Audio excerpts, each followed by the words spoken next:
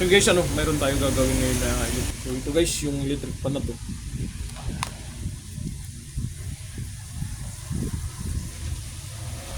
So ito guys, yung electric pan nito, yung issue nito. So napakatigas yung ano niya, yung kanyang ilise, no? Yung mapapansin nyo, tigas ang ilise. So bubuksan natin kung ano yung naging problema nito. Kung bakit. Pero karamihan naman ito guys na ano nito. Kaya sabi nung bumagsak daw to. Sabi nung may-ari nito, bumagsak daw itong ang kanyang electric pan, ano. So tignan natin yung ganito, yung kalagayan nito.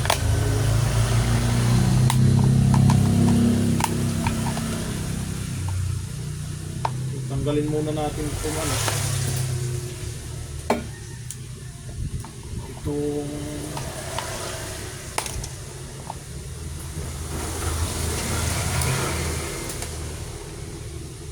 para matanggal natin yung frame nya. Napakatigas lang, ano. So, kaya naman gawa ng paraan natin guys.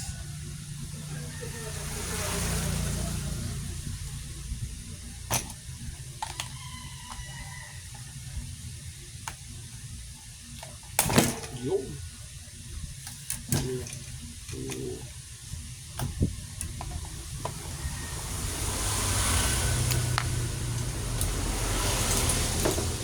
Tanggalin lang natin ito, no?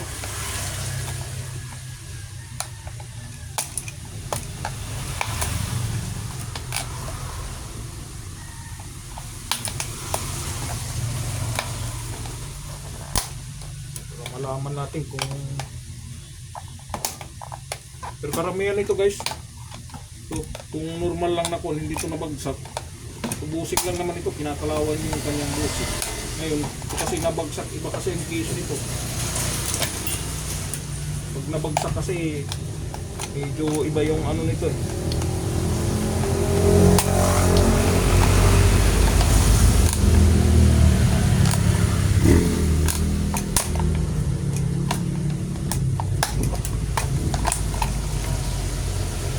Sakto. Ayan na nga.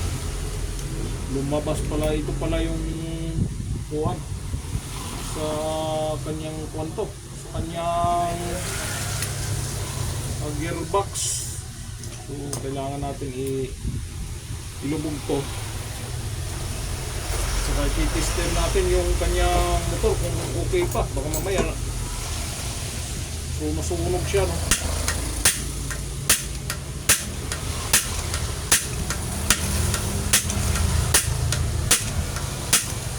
Guys, so okay naman siya, kaya lang hindi na rin siya matanggal dito at gawa ng ano bang nangyari dito. Pinukpok pala siya guys, kaya naman pala lumuwa.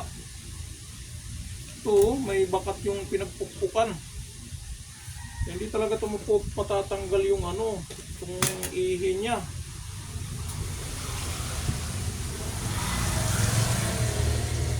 So, na ano na yung kanyang kuwan, salsal na yung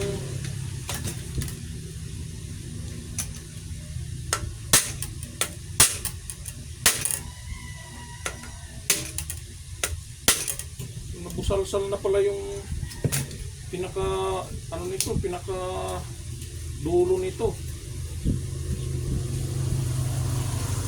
Titignan na lang natin yung motor nito kung buo pa. Ngayon kung buo pa guys, tignan natin. So ngayon guys, pag nag-testing kayo ng motor, ano, ng kuha nito, so dito bubuhayin nyo lang itong switch nya. Ganyan, testing nyo lang ito. Times 1 key nyo lang, ano, dito sa inyong tester, ano. Pero kung digital naman, mas mabilis ang digital. Ito kasi analog to. So tester natin kung gumagana pa ba yung motor. Wala na rin guys, kuha na rin pala to. So shortage na rin pala itong kuha niya. Umaandar siguro to na natumba, kaya naging ganito to. So wala na rin pala, kuha na. So shortage na tong kanyang Ito, yung pan motor niya. Wala na guys. So yan. So, antayin natin yung may-ari nito kung anong magiging desisyon niya. Right.